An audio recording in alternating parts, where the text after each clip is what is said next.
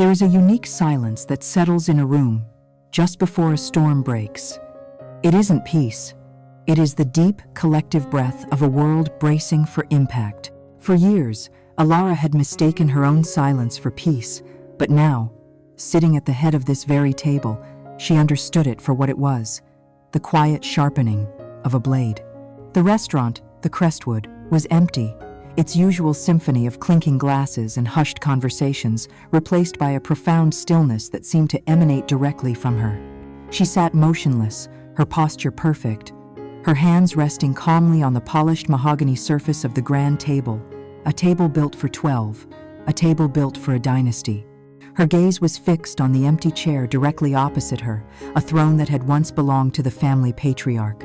Today, it was simply a target.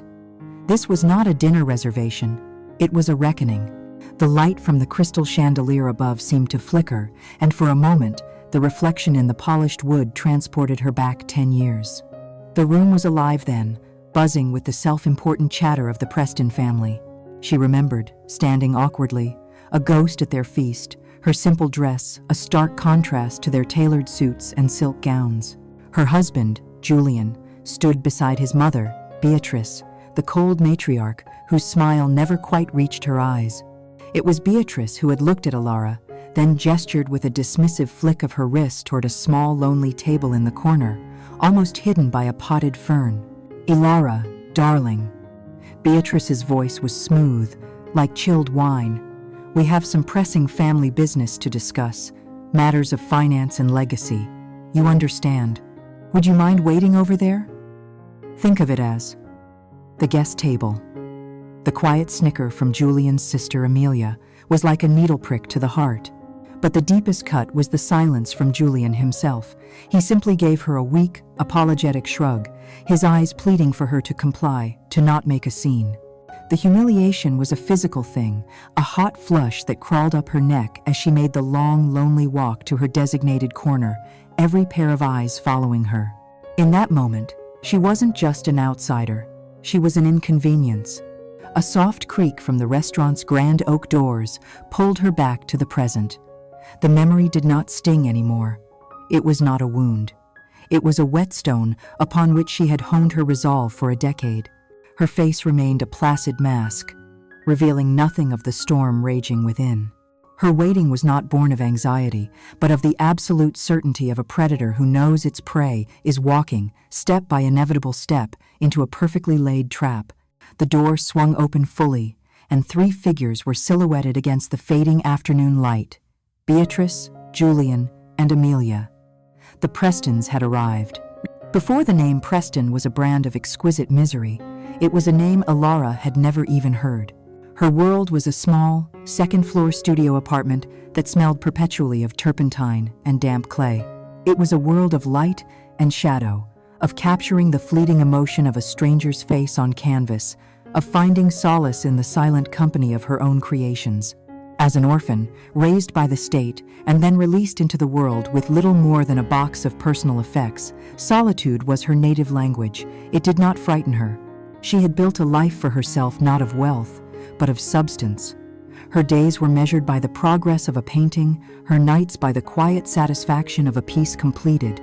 Love was something she painted, a theoretical concept, a vibrant splash of crimson on a muted background, but it was not something she expected to live. She was content, in the way a lone, sturdy tree is content on a quiet hill, unaware of the forest it is missing. Then Julian Preston walked into her life, and it felt as though the forest had come to her.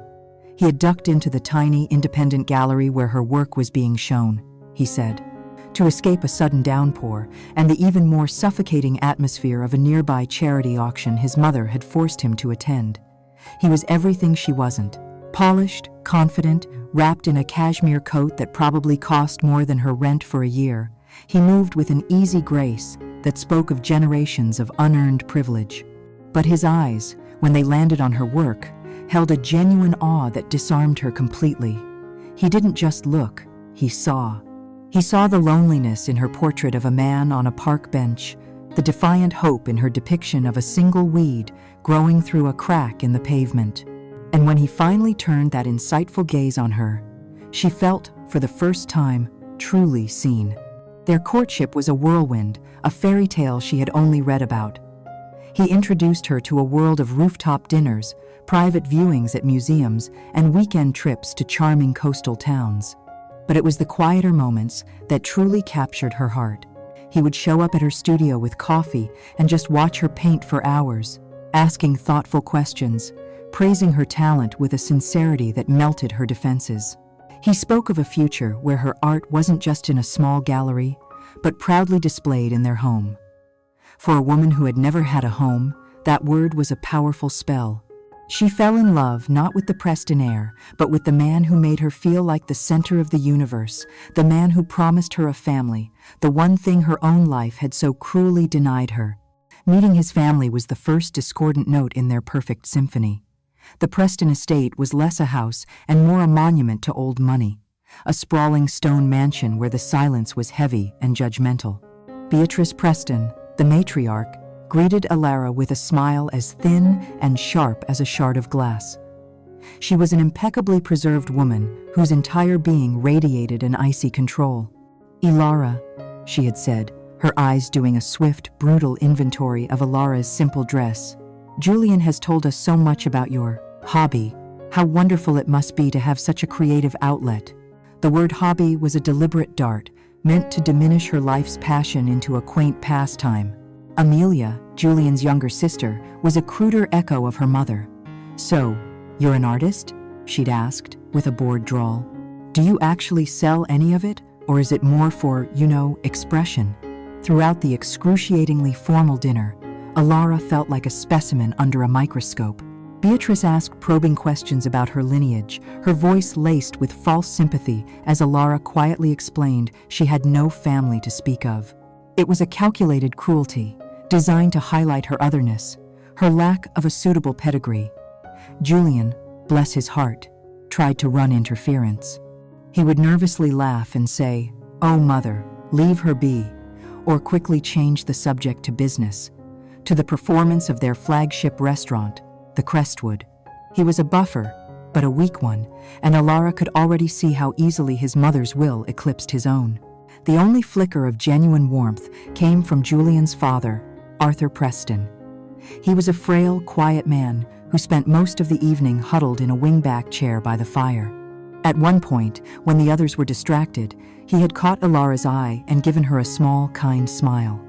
"My wife appreciates tradition," he'd said, his voice a soft rasp. "Don't let it trouble you. Your spirit is a welcome change in this house."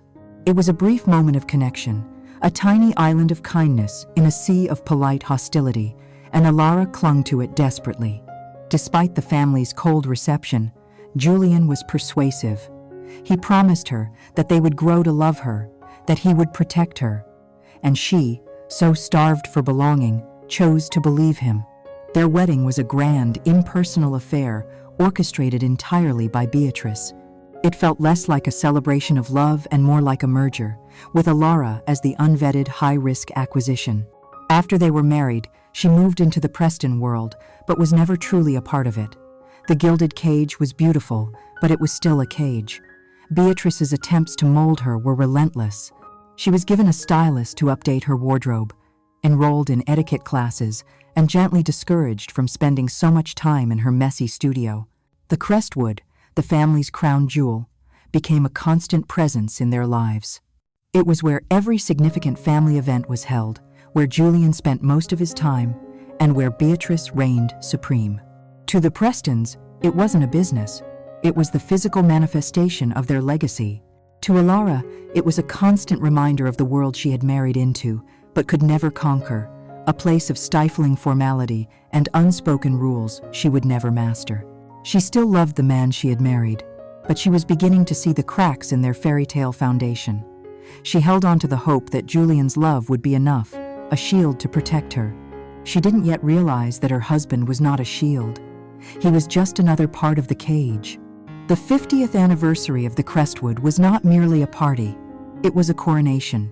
The air within the grand dining room was thick with the scent of old money, a heady mix of expensive perfume, beeswax polish, and the faint, metallic tang of power. Every person of influence in the city was there. their hushed conversations and polite laughter forming a constant, reverent hum. This was the Prestons' court, and Beatrice was its undisputed queen. Alara stood by Julian's side, a silent consort in a deep sapphire dress that Beatrice's personal shopper had insisted upon. She felt like a doll, perfectly dressed and strategically placed, her smile a carefully painted mask. She exchanged pleasantries, her voice sounding distant to her own ears, all while a familiar knot of anxiety tightened in her stomach. Julian was attentive, his hand resting on the small of her back, but his attention was fractured. Every few moments, his eyes would dart towards his mother, seeking an infinitesimal nod of approval, a silent confirmation that he was playing his part correctly.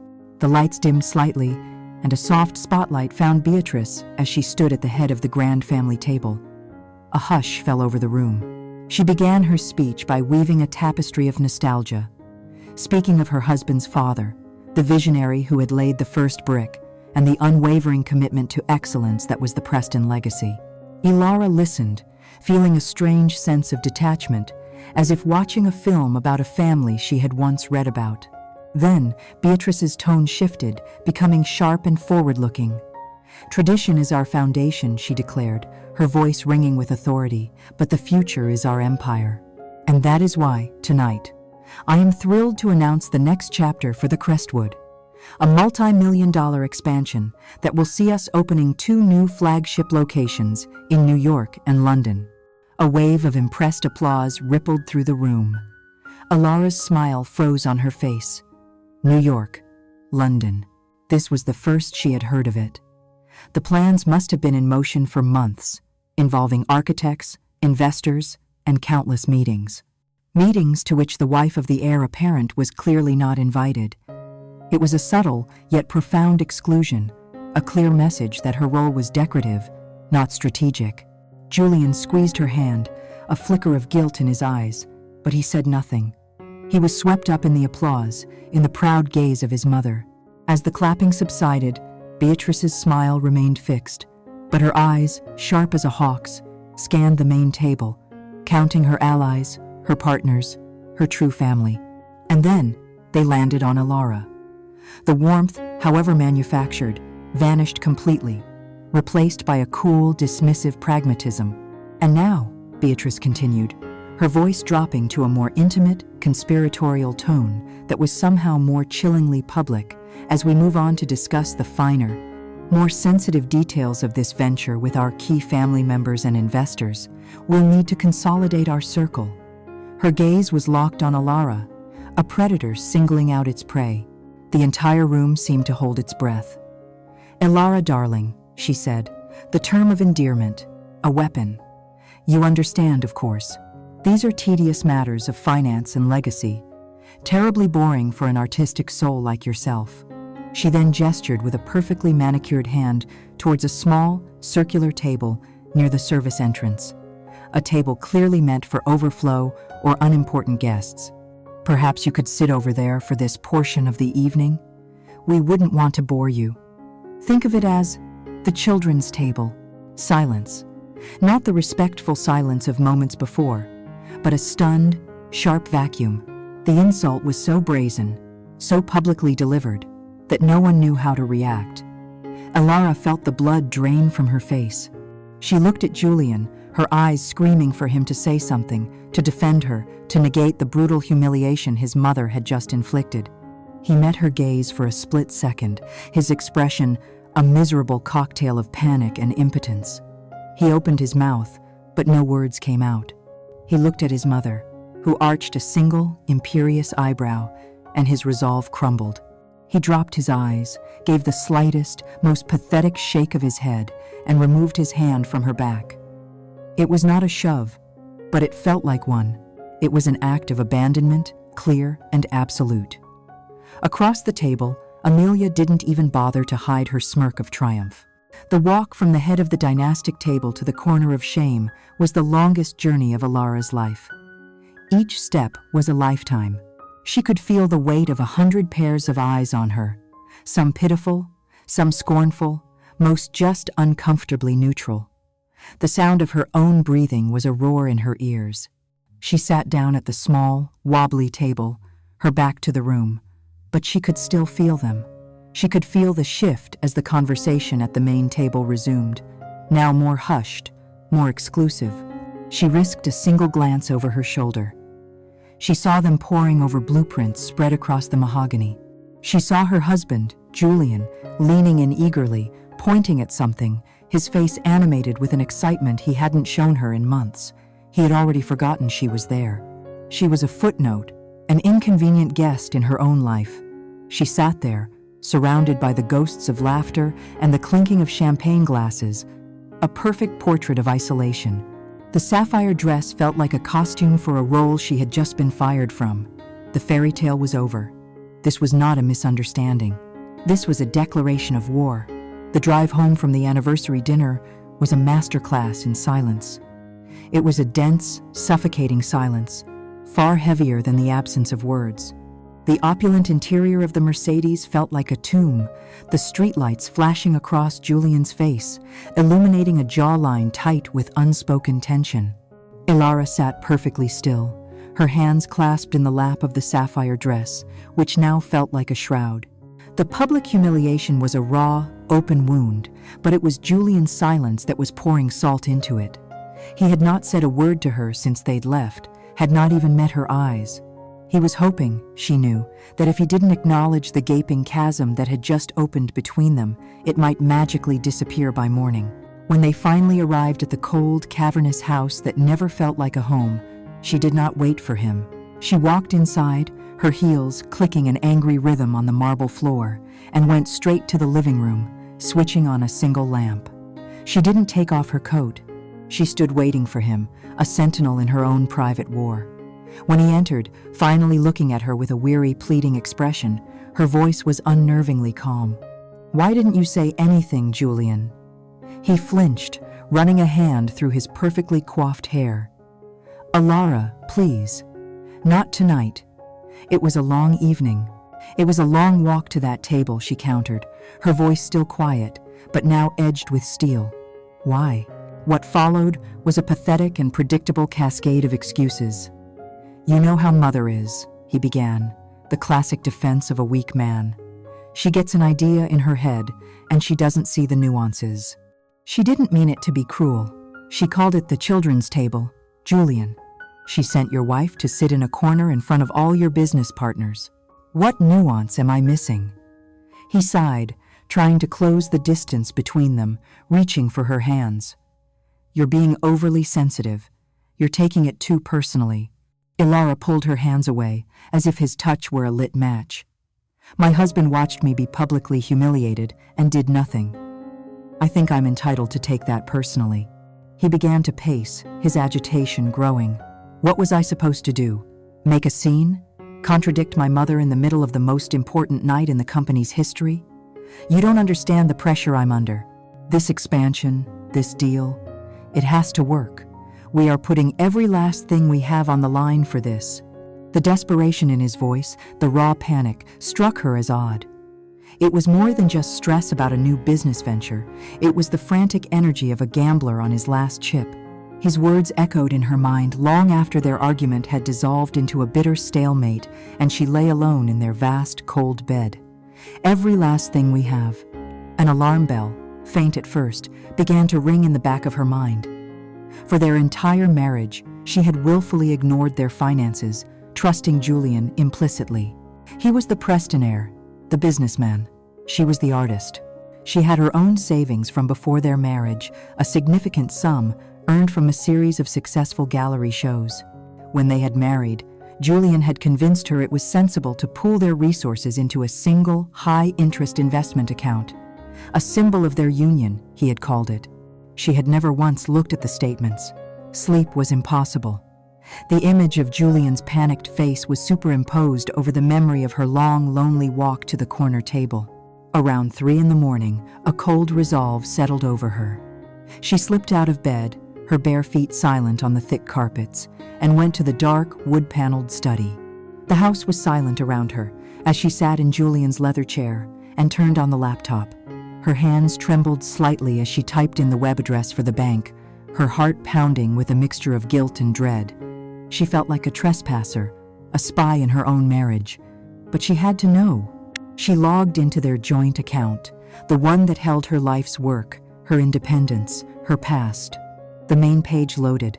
She stared at the balance, her brow furrowed in confusion. It was wrong. It was alarmingly, impossibly wrong. There should have been much, much more. With a sense of rising nausea, she clicked on the link for the detailed transaction history. She scrolled back, month by month. And then she saw them. The withdrawals. They weren't small. They were huge, systematic transfers of funds, occurring every few weeks for the past 18 months. 50,000 here, 75,000 there, 100,000 just 3 months ago. The recipient for each transfer was different, but the pattern was the same.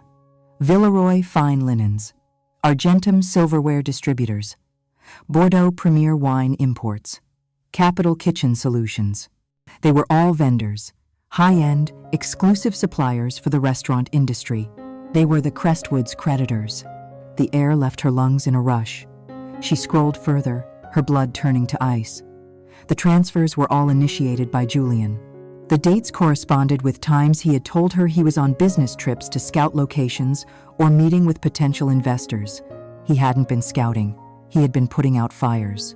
He had been secretly draining her life savings, the money she had earned with her own 2 hands, with her own soul, and had been using it to plug the holes in his family's sinking ship. The pieces clicked into place with horrifying clarity. The Crestwood wasn't expanding because it was successful. It was failing. The grand announcement, the talk of New York and London, it was all a lie. A desperate, elaborate charade designed to create an illusion of prosperity, to lure in fresh capital before the whole rotten structure collapsed. And her humiliation. It wasn't just a casual act of cruelty from her mother-in-law. It was a calculated strategy. They had to keep her away from the table, away from any serious conversation where she, as Julian's wife, might ask a logical question, see a number she wasn't supposed to see, and uncover the truth. They hadn't just excluded her from their family. They had used her as its unwitting, silent financier. Ilara leaned back in the chair, the glow of the laptop screen illuminating the tears that now streamed silently down her face. This was a betrayal so profound, so fundamentally corrupt, that it dwarfed the sting of the public snub. He hadn't just let her be pushed aside. He had plundered her, using her own past to pay for his family's fraudulent future, all while whispering that he loved her. The trust she had placed in him, the very foundation of her world, had just been proven to be the biggest lie of all. The days that followed the discovery were lived in a strange, muted reality. The world seemed to be moving behind a thick pane of glass, the colors dull, the sounds muffled. Ilara moved through the house like a phantom, her shock forming a protective cocoon of numbness around her heart. She watched Julian with a new, terrifying clarity. She saw the way his smile was a fraction too bright, the nervous tremor in his hand as he reached for his morning coffee, the way he avoided her gaze for more than a second. He was a stranger performing a clumsy imitation of the man she had married. He would talk about his day at the restaurant, about the exciting progress on the expansion, and the words would float past her, hollow and meaningless. He was a bad actor in a play only he believed in, and she was the silent, captive audience. She waited 3 days. 3 days of watching him lie with every breath. She did not want to confront him in anger. Rage was a hot, messy emotion. What she felt was as cold and hard as a diamond. On the 4th evening, she walked into the study where he was poring over documents, a frown of feigned importance on his face. She didn't speak. She simply placed a stack of printed bank statements on the polished desk in front of him. Each withdrawal, each transfer to a Crestwood creditor, was highlighted in yellow. The effect was instantaneous. All the air went out of him. The charade, the performance, the carefully constructed facade of the Preston air, all of it collapsed in on itself. He stared at the papers, his face turning a sickly, pale white. He didn't try to deny it. He couldn't. He looked up at her, his eyes swimming with a desperate, pathetic panic. And then he began to beg. He stumbled out of his chair, trying to take her in his arms, but she stepped back, her posture rigid. "I was going to tell you," he stammered, the words tumbling over each other.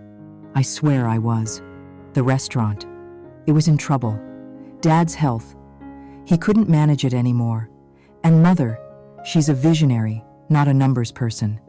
It was all going to collapse. Alara. Our legacy. Our future. I did it for us. She remained silent, her expression unmoved, letting his pathetic justifications fill the void. The money, he pleaded, his voice cracking. I was going to pay it all back, with interest, once the new investors came through. It was just a loan. It was a desperate move to save my family. To save our family. He finally broke down completely, sinking to his knees, his sobs echoing in the quiet room. But it was only ever about the money, Ilara. I swear to you, I love you. I have only ever loved you. His performance was convincing. The tears seemed real, the desperation palpable. For a fleeting moment, a part of her, the old, trusting Ilara, wanted to believe him. But the trust was gone, burned out of her completely. As he sobbed, her eyes drifted back to the statements on the desk. One name, a recurring payment made out to a C. Vanderbilt Public Relations, snagged her attention. It was listed as a consultation fee for managing the expansion's media strategy. Who is C. Vanderbilt? She asked, her voice cutting through his crying. He looked up, startled. Oh, he said, wiping his eyes. That's Claire Vanderbilt, an old family friend. She's the best in the business.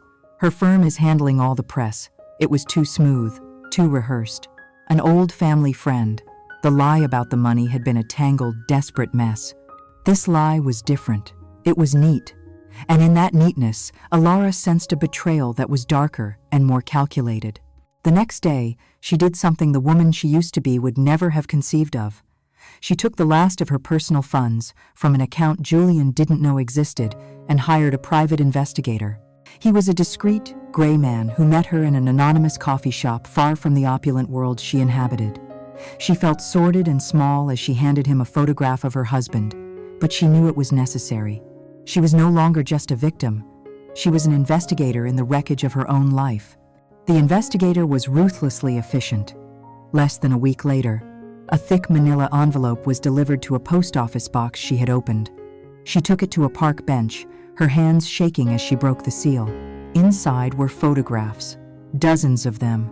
Julian, laughing with a stunningly elegant brunette as they left a boutique hotel. Julian, his hand resting intimately on the woman's back as they waited for a valet. Julian, kissing her passionately in the shadowed alcove of a restaurant that was not the Crestwood. The report identified the woman as Claire Vanderbilt. It detailed her history as Julian's high school sweetheart, the one his mother had always adored, the daughter of a family with a lineage as old and moneyed as the Prestons. The dates of their meetings, meticulously documented, stretched back over a year. But the final, devastating blow came from the last set of photographs in the envelope. These were not of Julian, they were of Beatrice Preston, seated at a sunny cafe, smiling warmly, sharing a bottle of wine. With Claire Vanderbilt, the two women were laughing together, their heads bent close in conspiracy. Beatrice's hand was resting on Claire's, a gesture of maternal affection she had never once shown Ilara. It all became sickeningly clear. This wasn't just an affair, it was an audition, a replacement strategy. Beatrice, seeing the financial ruin on the horizon, had orchestrated a coup. She had pushed her son back into the arms of a suitable woman from a wealthy family, a woman who could be a financial and social life raft. Julian's betrayal wasn't a moment of weakness. It was a business decision.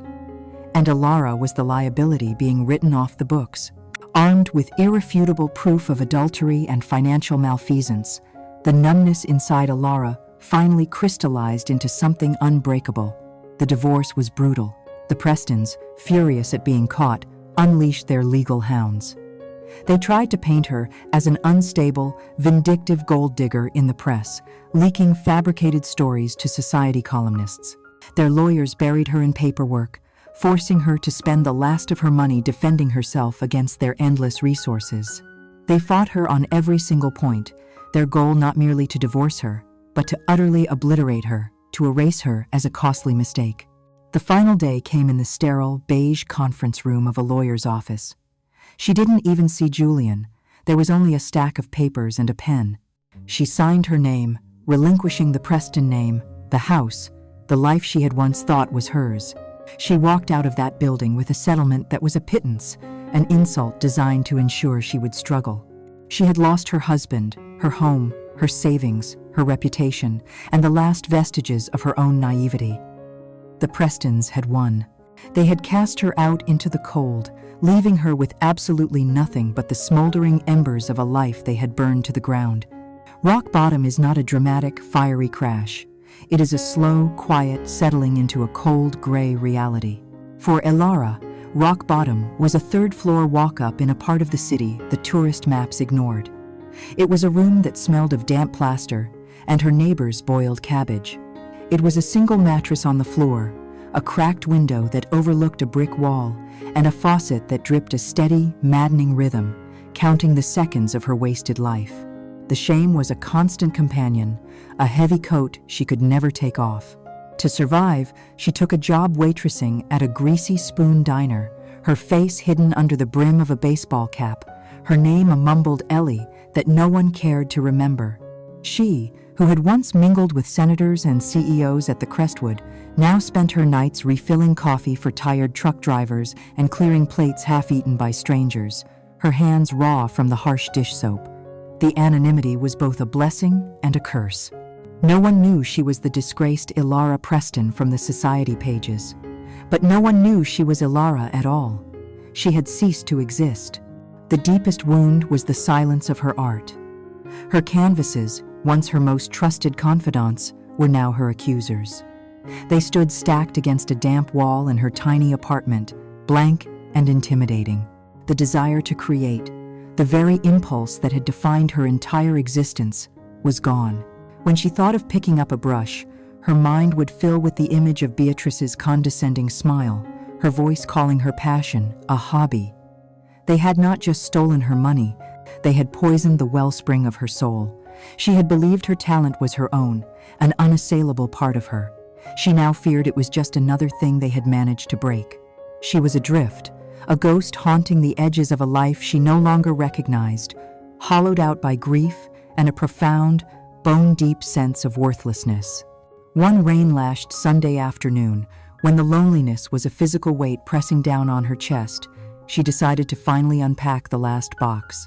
It was a small, battered cardboard box that had followed her through countless foster homes, the only tangible link to a past before the Prestons had rewritten her story.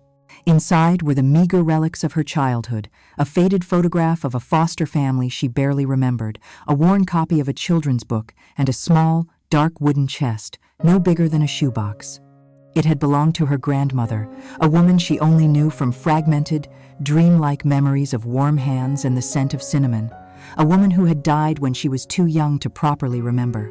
She ran her fingers over the smooth, aged wood.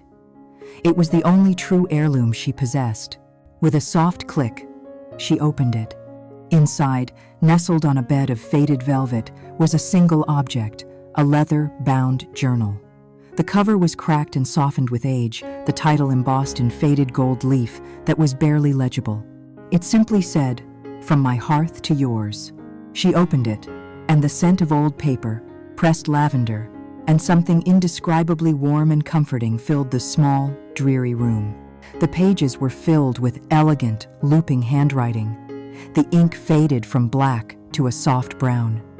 It was a recipe book, but it was so much more. Each recipe was a story. Beside a recipe for a hearty winter stew, her grandmother had written, "The winter of '48 was the coldest I've ever known. The snow was so high we couldn't open the door. But we had potatoes in the cellar and a bit of salt pork. This stew isn't about wealth, my dear. It is about warmth. It is about surviving the storm and knowing the sun will shine again."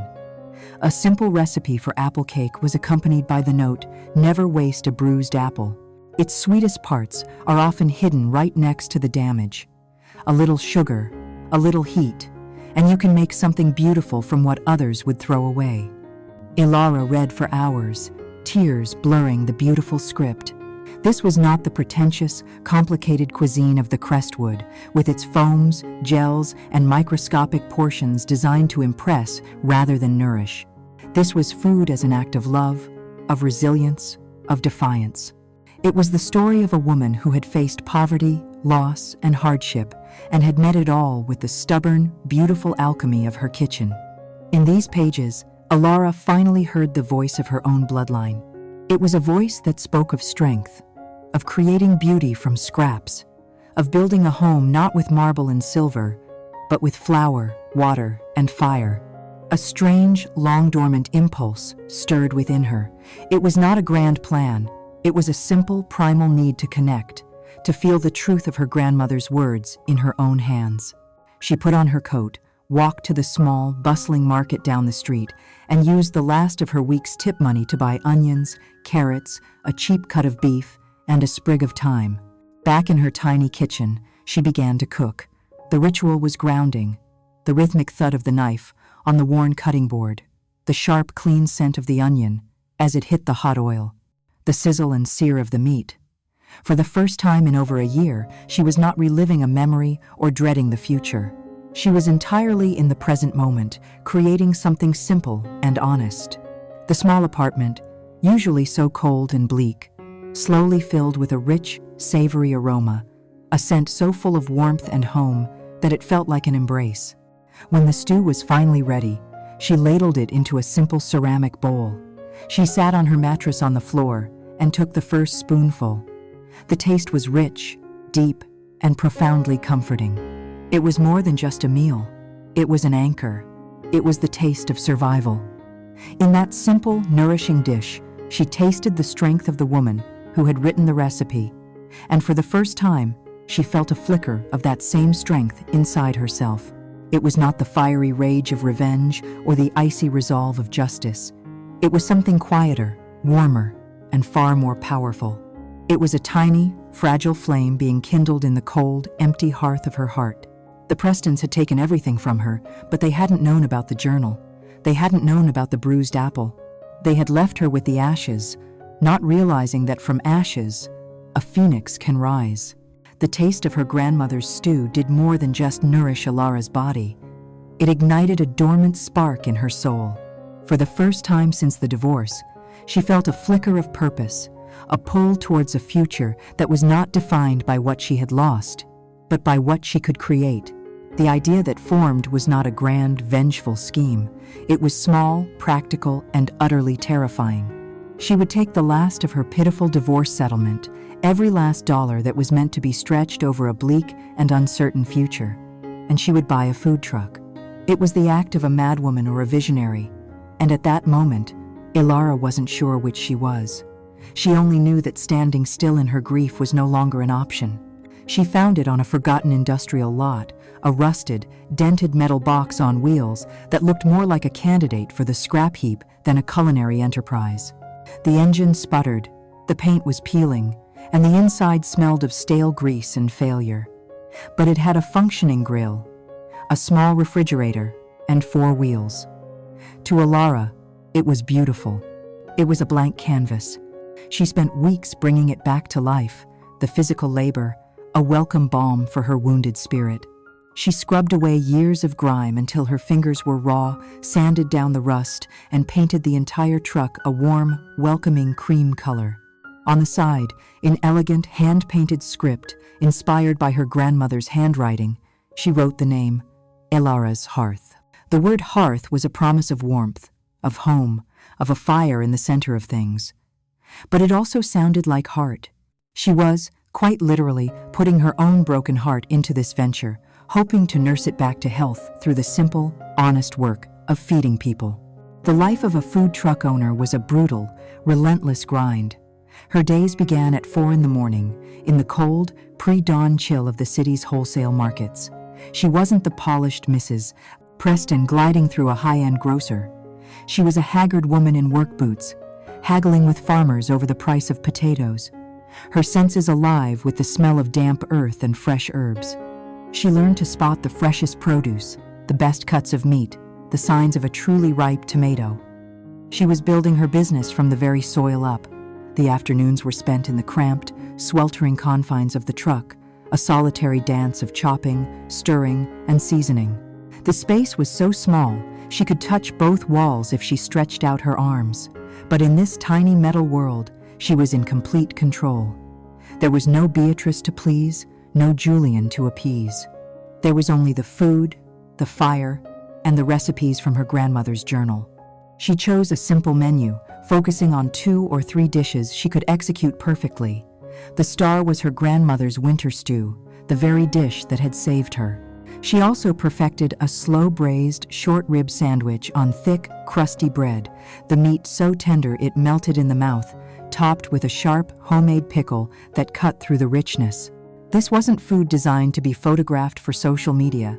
It was food designed to be eaten, to be savored, to bring a moment of profound comfort to a busy, stressful day. Her first week was a soul-crushing exercise in invisibility. She parked on a downtown street corner, surrounded by gleaming office towers, and watched hundreds of people in expensive suits walk past without a second glance. She sold maybe 10 bowls of stew a day, barely enough to cover the cost of her ingredients. Doubt, a cold and familiar companion, began to creep back in. But she remembered her grandmother's words about the bruised apple. She persisted. She smiled at every person who walked by.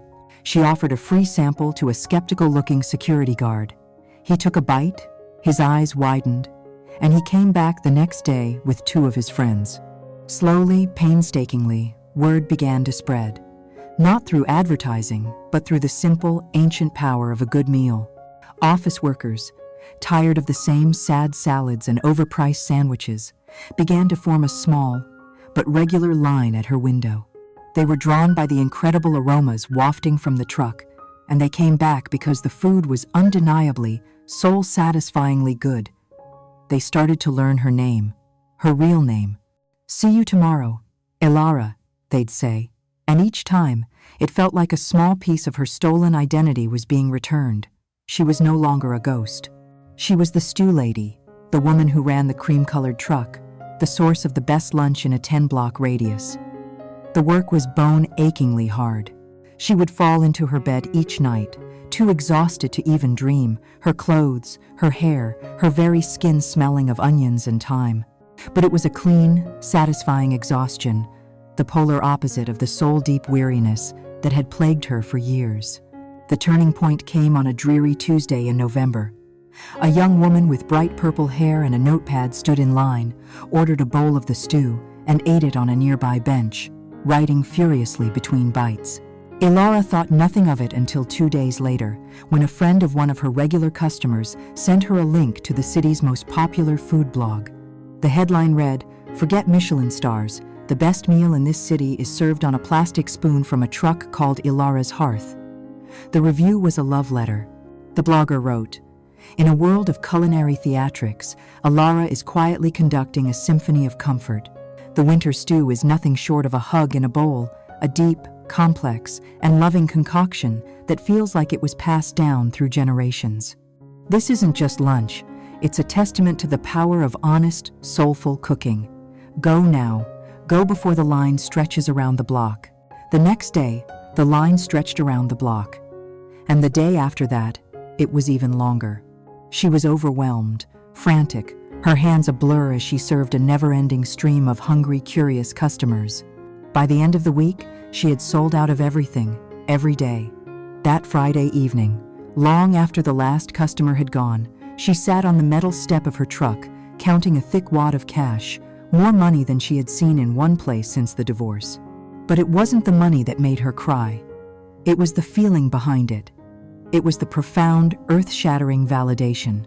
She looked at her hands, calloused and stained, and saw not the hands of a victim, but the hands of a creator. The Prestons had tried to erase her, to cast her into the darkness. They did not know that she would find a way to build her own fire. The line of customers that snaked around the block for Ilara's food truck was more than a success. It was a bottleneck. The demand for her honest, soulful food had quickly outgrown the tiny metal box she called her kitchen.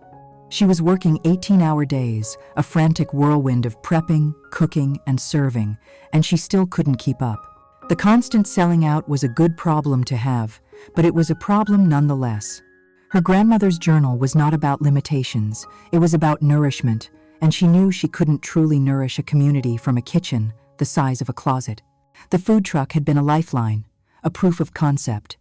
Now it was time to build a proper home. It was time to build a hearth of brick and mortar. She reinvested every single dollar she earned. While she continued to live in her small, simple apartment, she poured her profits into a new, more audacious gamble. She found a derelict corner diner that had been boarded up for years in a neighborhood that was just beginning to show signs of life. The real estate was cheap, the location was a risk, and the building itself was a wreck. It was perfect. She spent the next 6 months in a state of controlled chaos, supervising a small construction crew by day and still running the food truck by night. She designed the space herself, her artist's eye seeing past the grime and decay. She tore down walls to create an open kitchen because she wanted her customers to see the honesty in her cooking. She chose warm, reclaimed wood for the tables, low, amber lighting, and simple, comfortable chairs. She wanted the place to feel like a refuge, an embrace. When it opened, the sign above the door was the same as the one on her truck, Ilara's Hearth. The diner was an immediate, resounding success. The regulars from the food truck became the foundational clientele, and the neighborhood embraced it as their own. The menu was an expansion of her core ideas. The stew and the short rib sandwich were now permanent fixtures, joined by dishes like a crisp-skinned roast chicken that tasted of lemon and thyme, creamy polenta with wild mushrooms, and a simple, perfect apple cake made from her grandmother's recipe for bruised fruit. It was food that people understood, food that made them feel good. Within a year, Ilara's Hearth was no longer just a neighborhood gem. It was a city-wide destination, with critics praising its perfect execution of elevated comfort. Ilara, however, remained a ghost. The trauma of her public shaming by the Prestons had taught her a valuable, painful lesson about the danger of the spotlight. She had no desire to be a celebrity chef, to have her face plastered on magazines. Her satisfaction came from the work itself, from the quiet hum of a full dining room, from the knowledge that she was building something real and lasting. This is when the next phase of her plan began to form, a phase built around a shield of corporate anonymity. She established a parent company, a name that would hold her growing assets.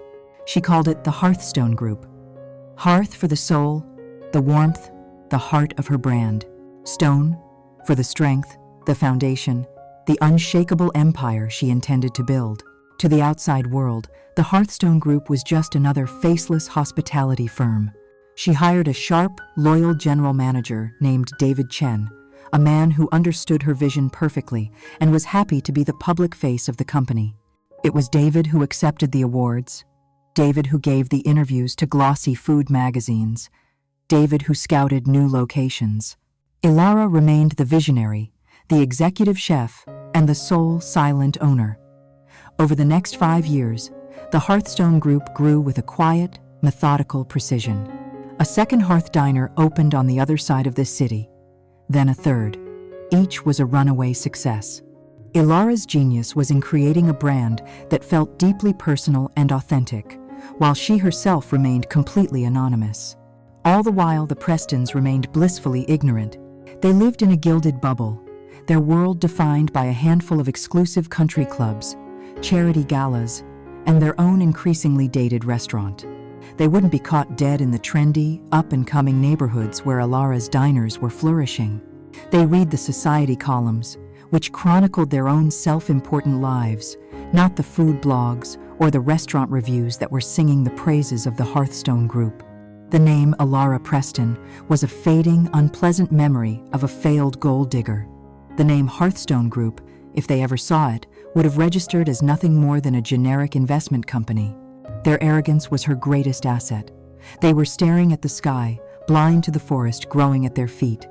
With her diners firmly established as cash-positive, beloved institutions, Ilara decided it was time for her boldest move yet. She was going to enter their world, fine dining. She found a magnificent historic bank building downtown, a space of soaring ceilings and marble columns, and began to build her flagship. It would be called, simply, Hearthstone. It was the antithesis of the Crestwood in every conceivable way. Where the Crestwood was heavy, dark, and steeped in a self-important history, Hearthstone was light, airy, and modern, respecting the history of the building while feeling vibrant and alive. Where the Crestwood's menu was a rigid, unchanging list of old-world classics, Hearthstone's menu was a dynamic, seasonal celebration of local farms, a testament to innovation rooted in authentic flavors. Hearthstone opened to a tidal wave of critical acclaim. It received a nomination for the country's best new restaurant. It became the most difficult reservation to secure in the city. And Alara, the woman who had been deemed unworthy of a seat at the table, was now the invisible queen of a silent, thriving empire. She was no longer just a cook, she was a CEO. She now understood profit and loss statements as intimately as she understood the delicate balance of herbs in a sauce. She could negotiate a real estate deal with the same quiet confidence she used to plate a dish. The timid, heartbroken artist was gone. In her place stood a formidable businesswoman, a strategist whose every move was calculated and precise. Her pain had not been forgotten. It had been transmuted, forged in the fires of her own hearth into a core of unshakable strength. She was ready. The trap was built.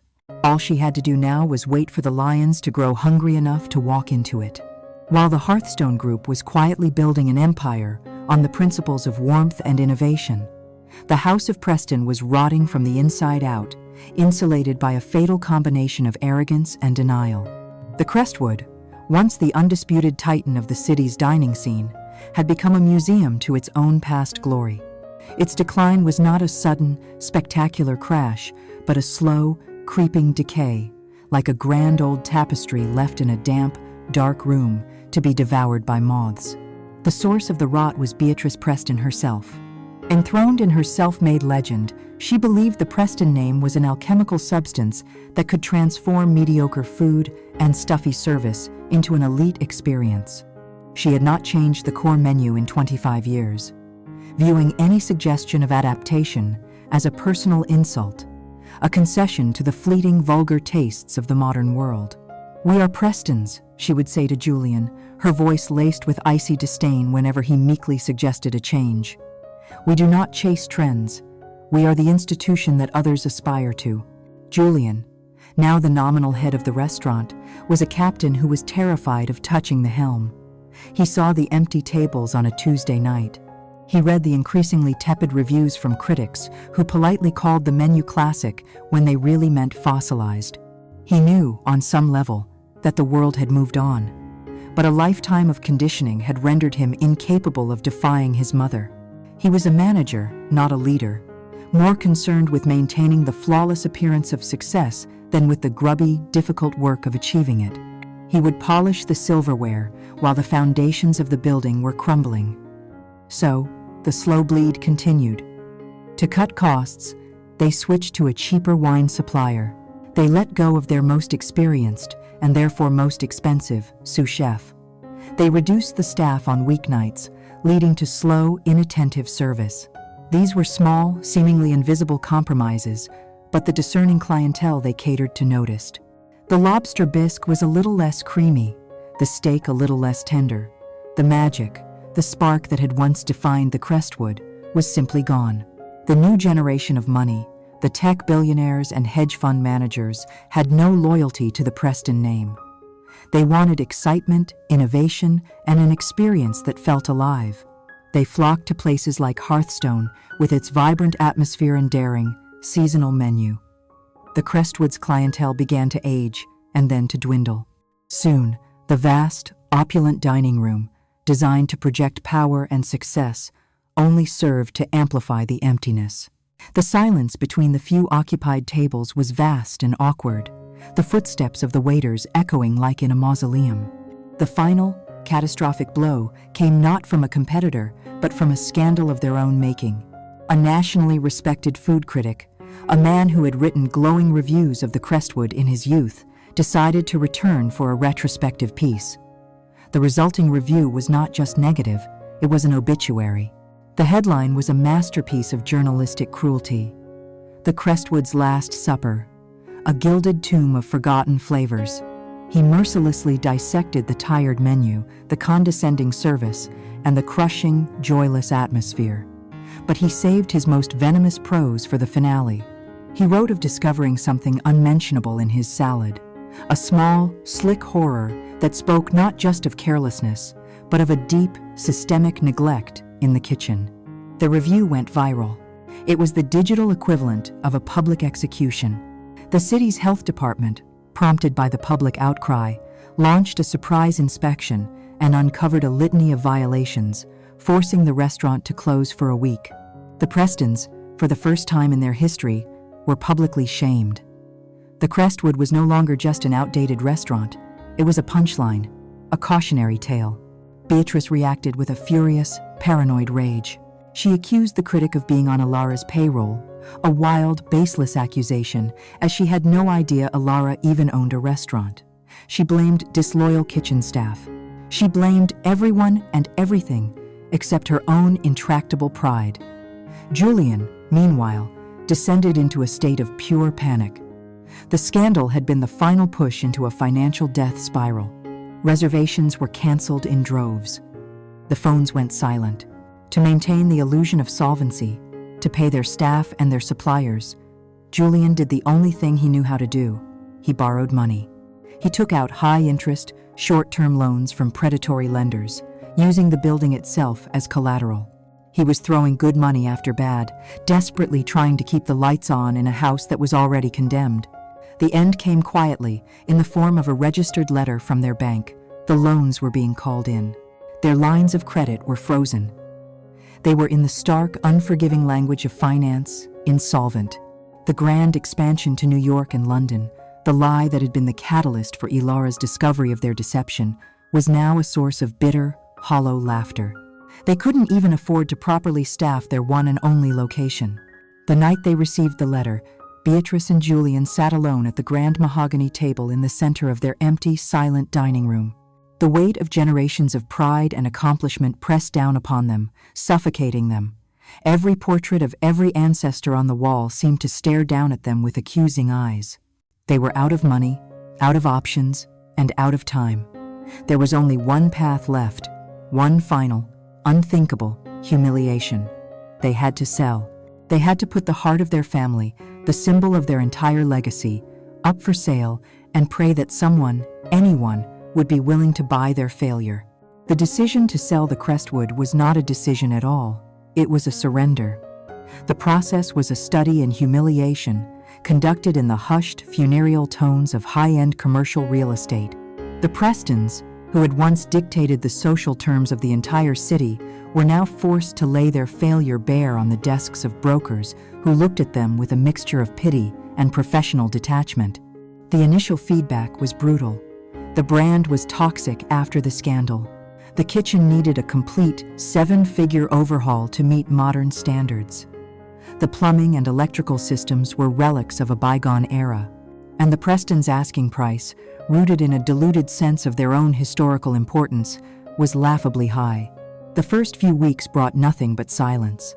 The silence of a phone that does not ring. The silence of a market that has judged you and found you wanting. As the weeks bled into months, the Prestons' quiet desperation curdled into raw panic. Creditors, who had once been placated with promises and the power of the family name, were now filing lawsuits.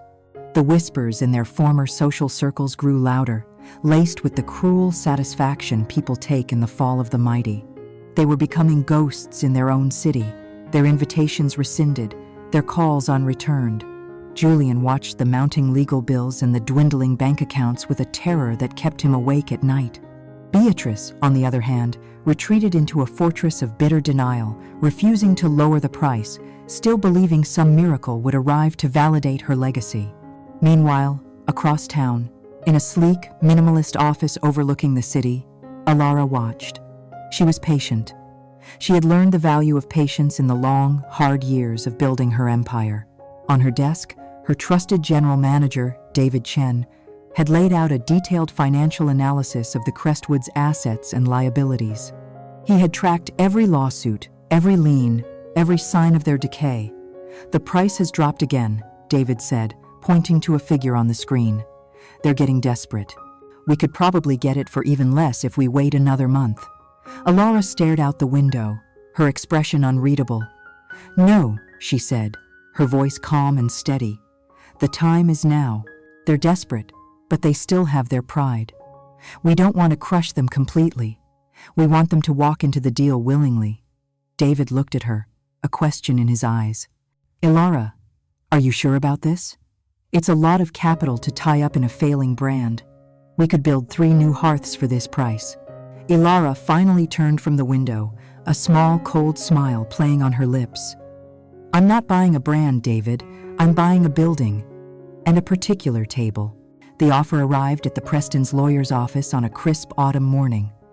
It did not come from a rival restaurant group or a known hotel chain. It came via a prestigious, utterly discreet law firm representing a corporation named the Hearthstone Group. The name was solid, unremarkable, and meant absolutely nothing to them.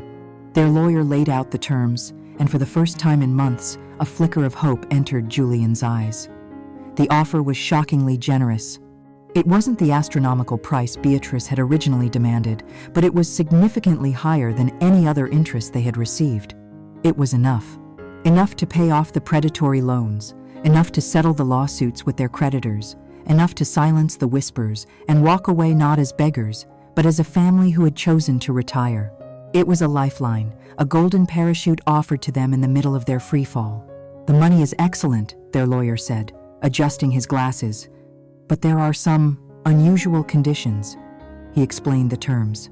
The sale was absolute and as is, including the name, the furniture, the fixtures, everything down to the last silver fork.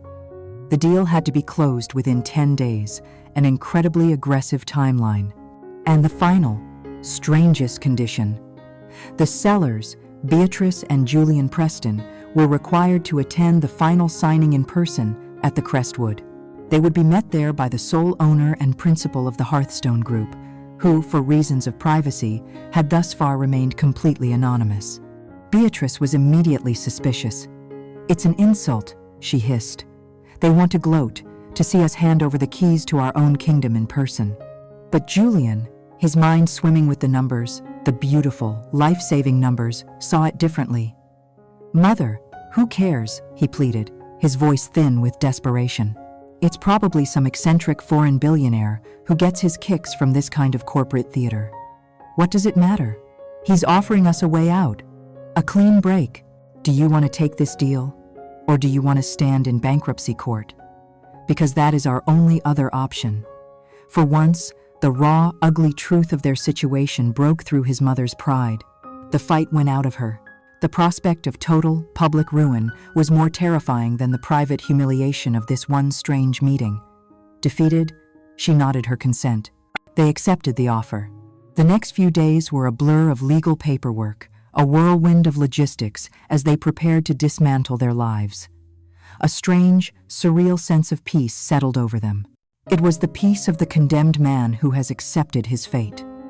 On the designated day, they got dressed for their final trip to the Crestwood. Julian put on his finest suit, a hollow imitation of the powerful man he once thought he was. Beatrice wore a severe black dress, as if attending a funeral, which, in a way, she was. As they drove in silence towards the restaurant, they were consumed by a profound sense of loss, a grief for the end of an era. They believed they were driving to a business transaction, a final, sad piece of administration. They thought they were being saved by a faceless corporation. They had no idea they were driving to an execution that had been planned with meticulous, patient detail for 10 long years. The final walk into the Crestwood felt like a funeral procession. The familiar, heavy oak doors swung open not with a welcoming embrace, but with a mournful creak, as if the building itself was sighing in defeat. The grand dining room was silent, empty, and dark, save for a single pool of light illuminating the grand mahogany table in the center. Their table. A young woman whom none of them recognized, dressed in a simple, professional black suit, met them at the entrance. "The Prestons?"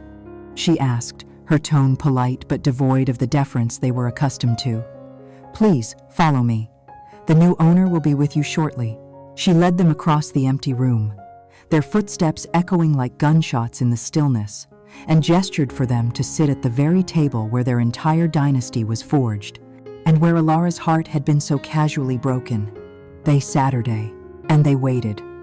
The silence stretched, thin and taut. Julian fidgeted with his cufflinks, his eyes darting around the room, taking in the ghosts of 1,000 triumphant dinners.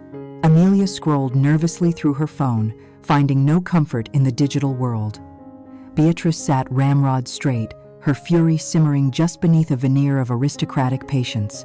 "The audacity," she finally whispered, her voice a low hiss, "to make us wait, in our own home." Julian shushed her nervously, his eyes fixed on the door to the owner's office. Every passing minute was a small, deliberate act of humiliation, a turning of the screw. They were no longer the hosts, they were supplicants, waiting for an audience with their anonymous savior. Finally, the door to the office opened. But it was not the portly, middle-aged businessman they had been expecting. The figure that emerged was tall, poised, and moved with a quiet, lethal grace. She was dressed in an impeccably tailored charcoal gray suit, her hair styled in a way that was both elegant and severe. As she stepped into the light, their world tilted on its axis. Julian made a small, strangled sound, half gasp, half whisper. "Ilara?" Amelia's phone clattered from her hand onto the polished floor. Beatrice simply stared, her mind refusing to process the impossible image before her. It was Ilara, but it was not. The soft, wounded woman they had discarded was gone, replaced by this creature of steel and shadow, her eyes holding not a flicker of the pain they remembered, only a calm, unnerving, absolute power. "What is the meaning of this?" Beatrice demanded, recovering first, her voice sharp with a decade of unchallenged authority. "What are you doing here?" Ilara didn't answer immediately. She walked slowly, deliberately, to the head of the table, the seat that had always been reserved for the patriarch, and remained standing. She looked at each of them in turn, her gaze lingering for a moment before moving to the next. "I believe you're here to meet the owner of the Hearthstone Group," she said, her voice the same melodic tone they remembered, but now stripped of all warmth, all vulnerability. "That would be me." The silence that followed was so profound it seemed to have a physical weight. Julian's face, already pale, had turned ashen. He looked as though he'd seen a ghost, a vengeful spirit returned from a grave he himself had dug.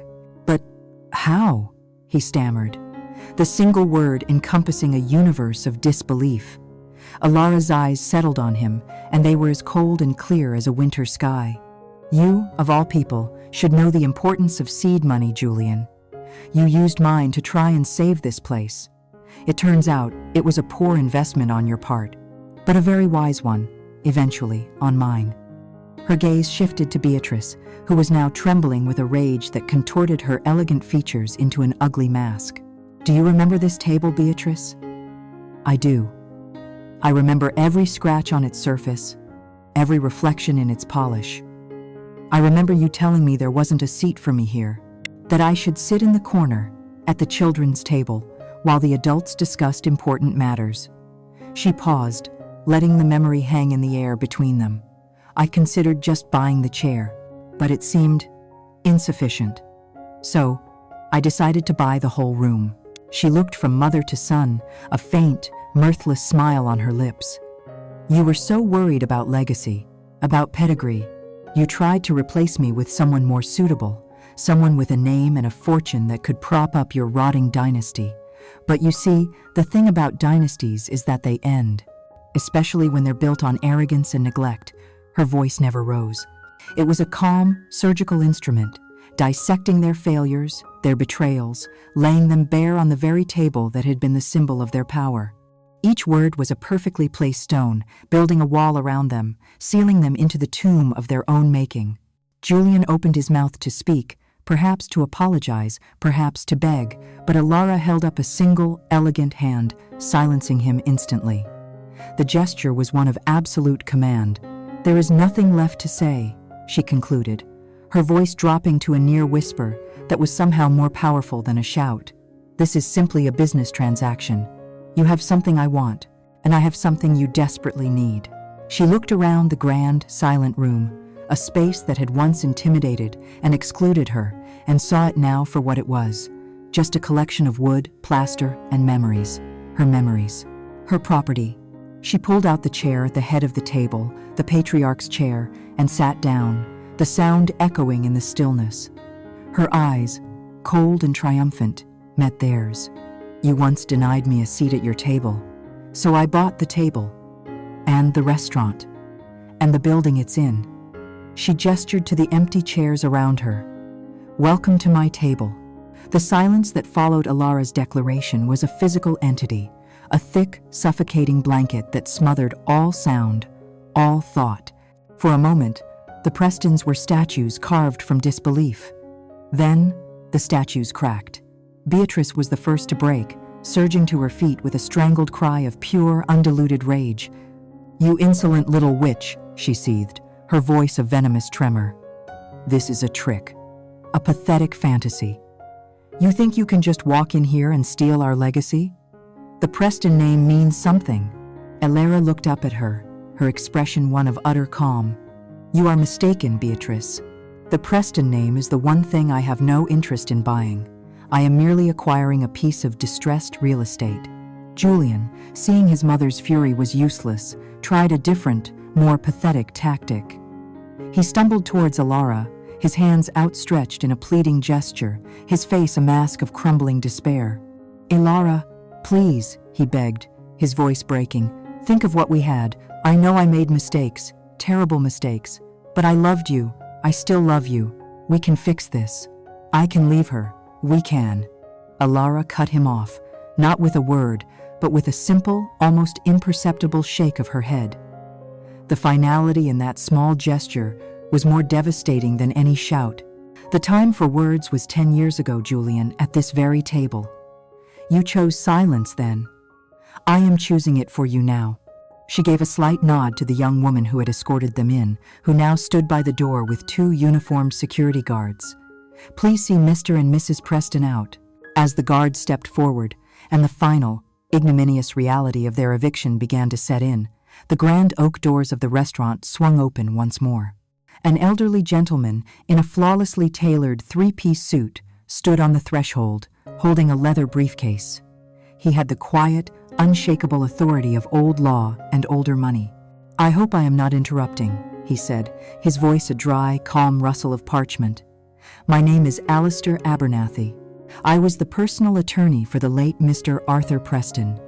I am here to execute the final codicil of his will." A new, more confusing wave of shock rippled through the Prestons. "My husband's will was settled a year ago," Beatrice snapped, her grief for her husband momentarily eclipsed by her indignation. "Correct," Mr. Abernathy agreed, stepping into the room. "The bulk of the estate was. However, Arthur was a meticulous man. He included a very specific clause, a final addendum to be unsealed, and read only upon one condition: the event of the sale or transfer of ownership of this restaurant, the Crestwood." He opened his briefcase and took out a thick vellum envelope sealed with wax. He broke the seal and cleared his throat. "I will read the relevant passage aloud. It is in Arthur's own words." He began to read, his voice filling the silent room. "If you are hearing these words, it means the legacy I built has been passed into new hands. I pray they are worthy ones. To my wife, Beatrice, and my son, Julian, I leave the knowledge that I watched you both for many years. I watched your pride curdle into cruelty. I watched your ambition wither into greed. And I watched in silent shame as you took a good, kind, and brilliant woman, my daughter-in-law Alara, and tried to break her spirit for the crime of not being born a Preston." Beatrice let out a small, wounded gasp. Julian simply stared, his mouth agape. Mr. Abernathy continued to read Arthur's final, damning words. "I saw the rot setting in long ago. I knew you would eventually run this business into the ground. A legacy is not a treasure to be hoarded. It is a garden to be tended. You were poor gardeners. Therefore, I made my own arrangements to preserve what truly matters, not the name, but the spirit of creation. 2 years before my death, I established a blind trust. The funds from that trust were used to provide the initial angel investment for a small, promising culinary business. A business started by Alara. It seems my investment was a wise one. The air in the room grew thin, impossible to breathe. Alara herself looked stunned, her composure finally cracking as she realized the source of the anonymous investment that had allowed her to open her first diner. Her secret benefactor had been the one kind man in a family of vipers. Mr. Abernathy read the final, devastating sentence. Therefore, as my final act, I hereby bequeath the entirety of my remaining personal fortune, including all stocks and liquid assets, not to my wife or my son, but to the person who has proven herself the true heir to my entrepreneurial spirit, Alara and her company, the Hearthstone Group. May she build something beautiful from the ashes of your failure. It was over.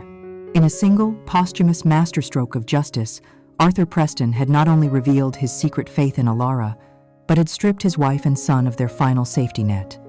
They had not just lost their legacy, they had lost their inheritance. They were left with nothing but the check from the sale, a check signed, metaphorically, by the very woman who now owned their entire world. Beatrice made a choked, guttural sound and crumpled into a chair, finally and utterly broken. Julian simply stood, a hollow man, his past erased, his future a terrifying void. They were escorted out, not as fallen royalty, but as what they now were, irrelevant, impoverished, and alone. Alara was left in the echoing silence of the grand dining room. Mr. Abernathy gave her a small, respectful bow and departed, leaving her alone with her victory. She did not feel a rush of triumphant glee. Instead, a profound, quiet peace settled over her. She walked to the grand table, the stage for so much of her pain and now her ultimate vindication. She ran her hand over the polished mahogany, not as a conqueror, but as a survivor. The ghosts of the past were still there, but they no longer had any power over her. They were simply memories. They say revenge is a dish best served cold. But as Alara stood in the center of her new silent kingdom, she knew this wasn't revenge. Revenge is about destruction. This was about creation. It was about painstakingly building a new world where her own values, kindness, hard work, authenticity, were the cornerstones. It was about building a table so large and so strong that no one could ever deny her a seat again. Don't ever underestimate the silence of a person who has endured too much. For in that silence, they are not just grieving, they are not just healing, they are planning, they are learning, they are building.